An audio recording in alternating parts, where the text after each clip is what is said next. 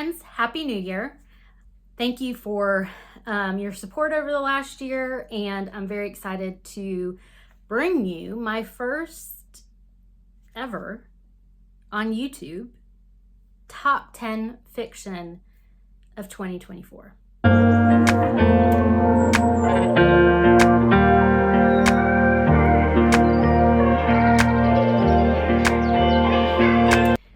So this is my first, 2024 was my first year doing booktube, and I started at the end of January and didn't do a best of series of videos at all, I don't think.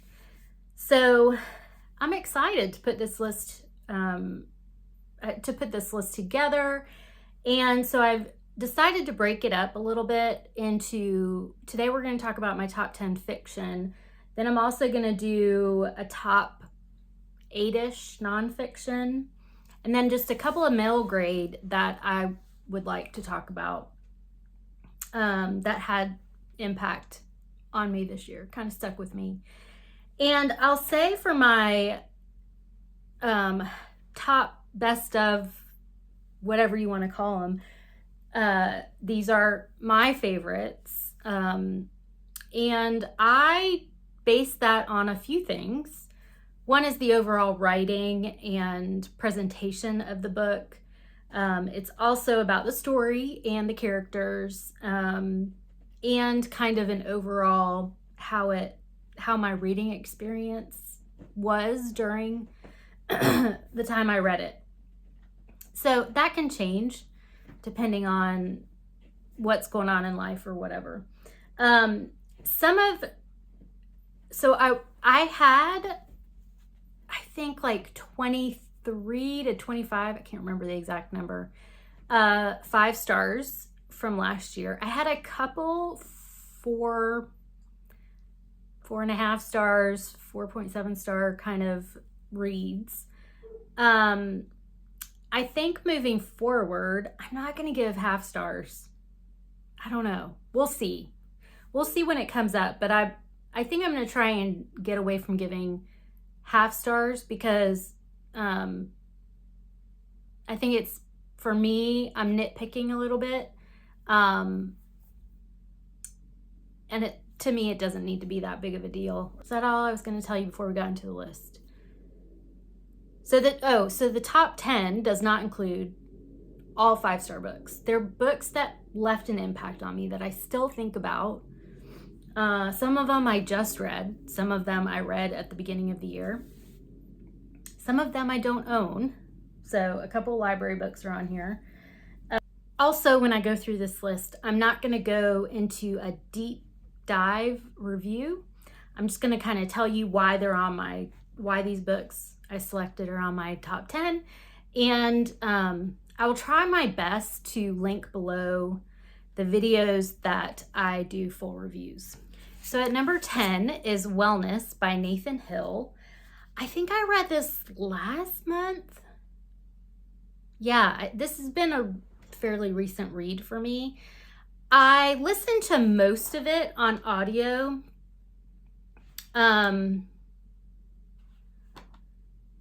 And I think the thing that I like the most about this is the character development. Character development is a big deal for me. I need to know what makes the characters tick, why they do what they do. I get frustrated sometimes with books where they give you kind of a character arc, and then that character then goes on to make decisions that make no sense based on what the author has told you about the character, how they've written the character. In Wellness, we do see character growth. So there's definitely a difference. When we first meet our characters, Jack and Elizabeth, they are in their early 20s. They're just out of college and kind of trying to just make it. Jack is an artist and Elizabeth is kind of just trying to find her way, and she's really into research and ends up forming a professional relationship with a researcher. She answers an ad for a job, and it ends up being kind of her life work. So the story really is a look at Jack and Elizabeth, where they're at 20 years into their marriage. Their relationship has kind of fizzled out a bit.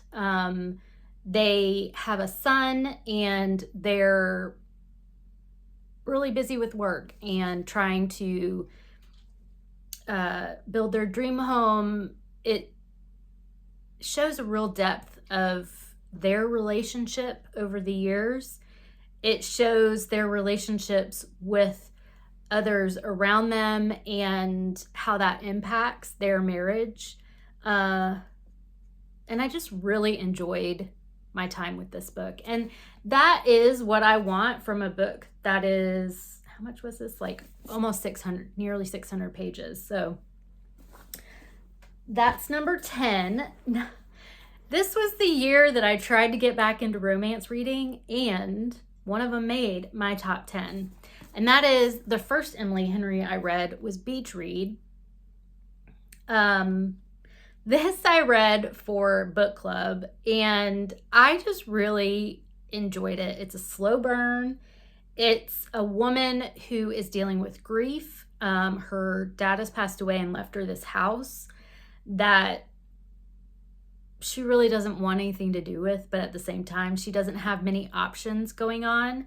She's a writer of like rom-coms, I guess, and the male character is her neighbor, and he is more in the literary fiction. Is it thrillers?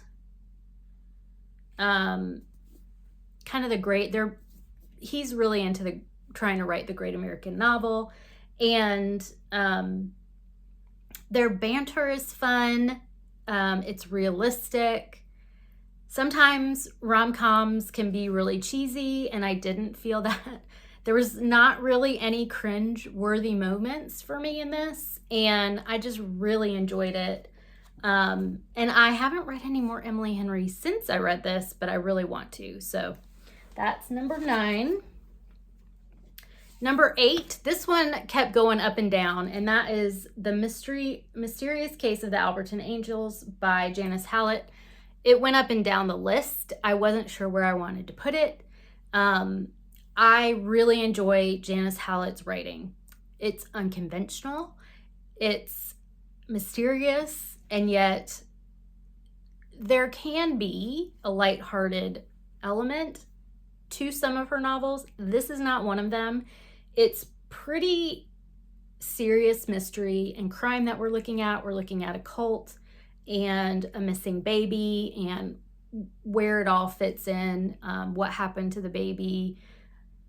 And I just really enjoy having that different, unconventional. She does it through text. She does it through emails, transcripts from police interviews. And you keep thinking you're figuring it out. And then at the end, you're just like, wait, what? But then when you look back, you're like, oh yeah, that does make sense that could happen. Like all the pieces are there, but it's just so hard the way that Janice Hallett is such a master at writing this. I hope to read more of hers. I've read The Appeal and I've read The Christmas Appeal. I would say out of the 3 that I've read, this is probably my favorite. I think because it is that more serious, and cult is a buzzword for me. So, and I buddy read this, and that was a fun experience as well. So that is number 8. So at number 7 is a book I don't own. I got it out from the library, and it is Human Acts by Hong Kong. And this book, very short and a gut punch. It is about a violent student uprising in South Korea. And we open with a boy who, everybody's told to go home, stay in their houses, but he wants to help. He's looking for someone, and he wants to help, and he ends up helping organize the bodies of the dead. And just those opening scenes of not having enough room for the dead bodies and the people searching for their loved ones, it's a gut punch. There's no other way for me to say it. And through the rest of the book, it's interconnected stories, sort of, and different people's experiences during that uprising and how they relate back to this boy. It definitely is filled with grief. It's filled with those hard choices of what you would do, what these characters chose to do in really life and death situations. And I just really felt like it talks about parts of history that we don't hear much about, and that young people making these hard choices and the ongoing effects of those choices in their lives. Yeah, it was a hard read. I was gonna read it straight through because it was a short book, and the writing style definitely gripped me. But I had to force myself to stop for my mental health, because it was very heavy. What number are we on? Number 6 is Mame by Jessica George. This sat on my shelf since February of 2023, and I hadn't read it yet. Talk about grief again. I mean, most of these have some sort of grief element in it. This, I think, and I tabbed it a lot, it's about a woman who, Maddie, who is the caretaker of her dad, and the rest of the family is kind of in and out, not really helpful. And she's in her 20s. Was it late 20s? And just her experience of dealing with all of that and dealing with the grief of her dad. Basically, he's dying, and what happens with his medical needs, and how Maddie tries to have a life, tries to maintain a career, with also dealing with the illness of a parent. And that is very relatable for me. If you've been on the channel at all for a minute, you know that I was my mother's caregiver for 5 years, and my dad, before he died, had a lot of health issues that I helped support my mom in, and it just really hit home for me.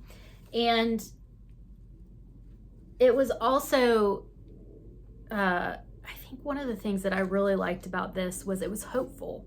Even though there's the hard things, there was still an element of hope in this. And Maddie's friendships, that's a huge part in this book too. Her friends really support her, and it was a beautiful portrayal of a friendship in your adult years and when you deal with those hard things. So that was number 6. We're down to the top 5. Now, number 5, this one could move up and down as well. I got it from the library, and that is Western Lane by Chechna Maru. I avoided this book intentionally because it's about squash. I'm not into squash. I do like reading books about some sports, but not squash. Not squash. And it just made me think I'm not going to be interested in this. It's about a young girl who is dealing with the death of her mother, and her father wants her to take up the game of squash. And it really isn't about squash. Squash is a activity that is a part of her grief, her coping with the grief, but it's not the main point of the story. And I think that sometimes when authors write adult literature featuring a main character who is, I think she was 12, who's a young kid, sometimes they do it right. Sometimes it feels like an adult novel. Sometimes it feels like it should be a middle grade, which both have their, both are genres that I like, but read very differently. So I felt like this one, even with the 12-year-old as kind of the main character, it dealt with adult themes. It showed some of that adult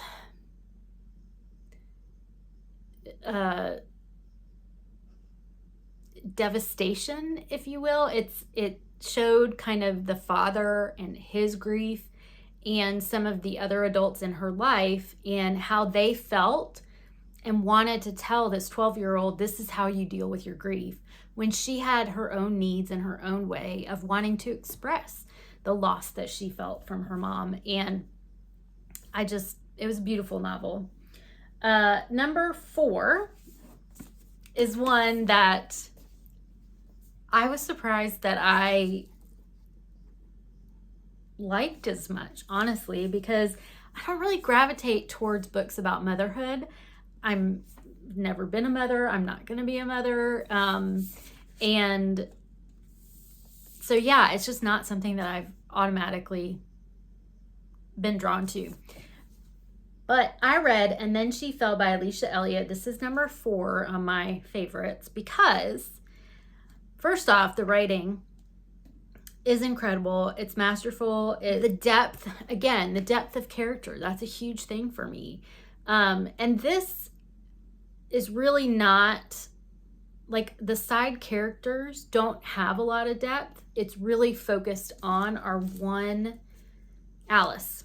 Alice is the main character, and it's really focused on her. And the side characters, we hear a little bit about how they're impacting her life, but not to the degree where we get sidetracked or distracted, which I think sometimes can be a downfall when there's too many characters that are having,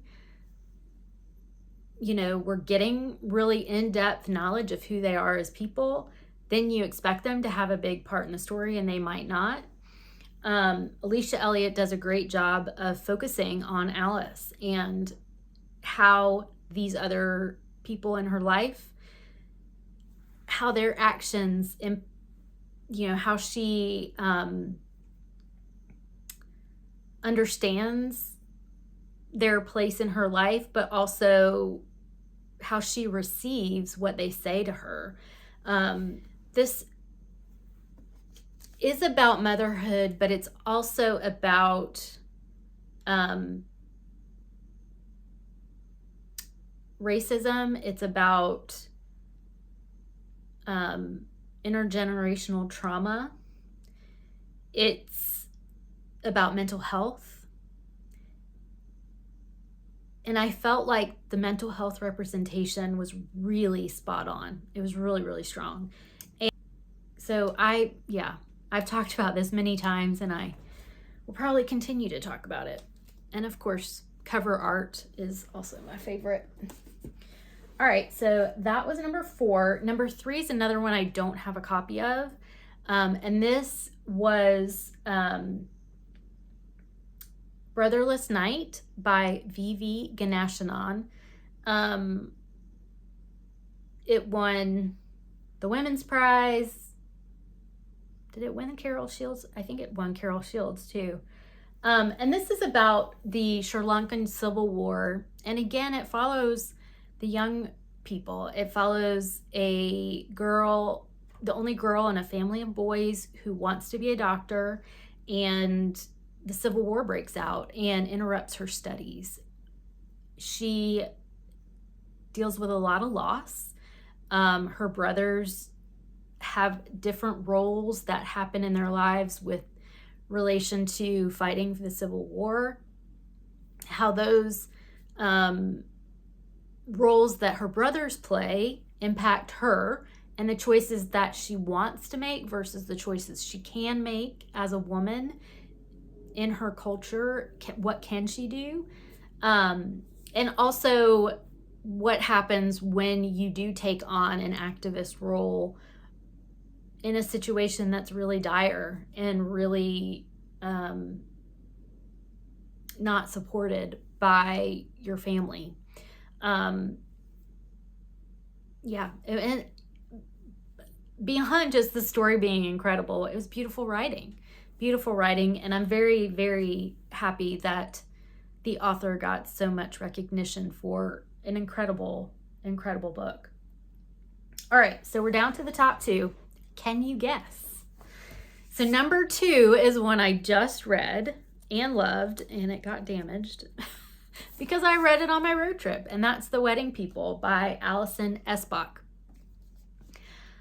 I said in my review of this, I did not expect to like this. I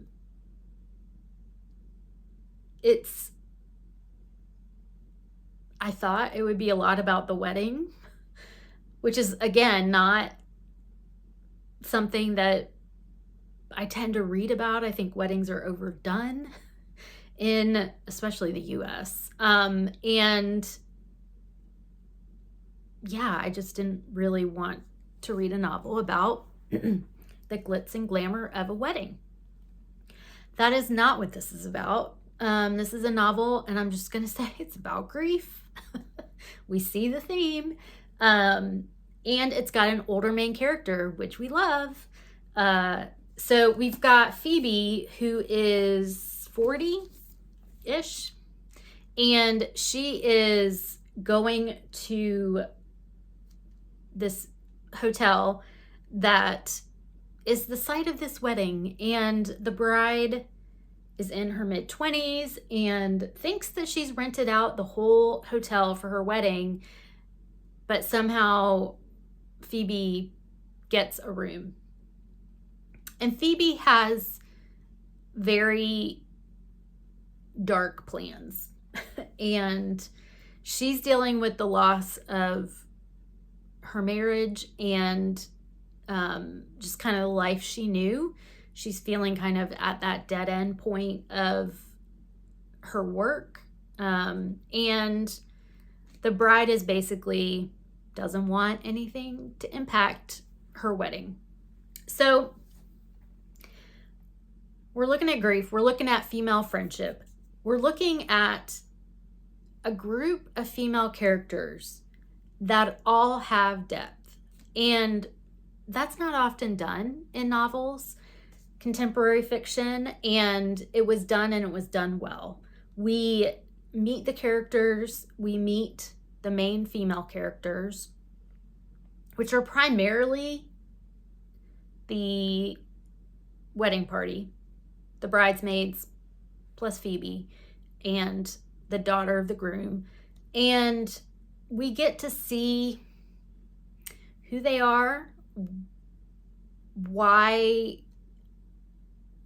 they have their opinions that they have about the wedding and the marriage. And we also see them grow, and we see friendships develop. We see problems crop up. We see all of their reactions to the little girl, the daughter of the groom. And yeah, it was beautiful. And I think that this will stick with me for a while. All right, number 1. Can you guess which one I haven't talked about that I've raved about on the channel? This one, this one was I already knew. I knew what the number 1 was going to be, and that is The House in the Cerulean Sea by T.J. Klune. I mean, it just makes me smile. It's so happy and joyful, even though there are dark topics. And it kind of goes into the realm of ableism, disability discrimination, and they put these children who all have their special abilities on this island to sequester them away from the quote normal people. And our main character, Linus, is a social worker-ish, right? Yeah, caseworker, who is tasked with checking on them. And he basically falls in love with these kids. And we go from there, and we have a lot of great banter. We have great interactions between Linus and each of the children, Linus and the rest of the staff there. We get backstories that are heartbreaking. I like the way that T.J. Klune writes his characters. Again, character development, my main focus. And the setting as well. I have a hard time with anything that's like fantastical in nature. My mind just doesn't go there. And that's probably why I have a hard time with fantasy. So I was a little hesitant about this, and it, I'm behind the times on the hype for this. But T.J. Klune wrote it in a way that just really worked for me, and I could picture it, and I could picture the island, and I could picture all these different little places within the house and the island that the kids, each child had a place that was unique to them. And I can't wait to read the sequel that came out this year. I haven't read it yet. I did get it, but I haven't read it yet. I'm waiting on the audiobook because the audiobook narrator for these, Daniel Henning, I think is his name, he is really good at this. So that's where we're at. I don't know if I can pick all these up. These are 7 of my top 10. There's 3 that were library books. Have you read any of these? Did you like them? Do you have differing opinions? I love talking about books, whether you like the same books that I do or not. What was your best read of 2024? I've really appreciated all of your support and your comments. I love talking with you in the comments. Please like and subscribe, and I'll be back in a couple of days with my best nonfiction and middle grade of 2024. Bye.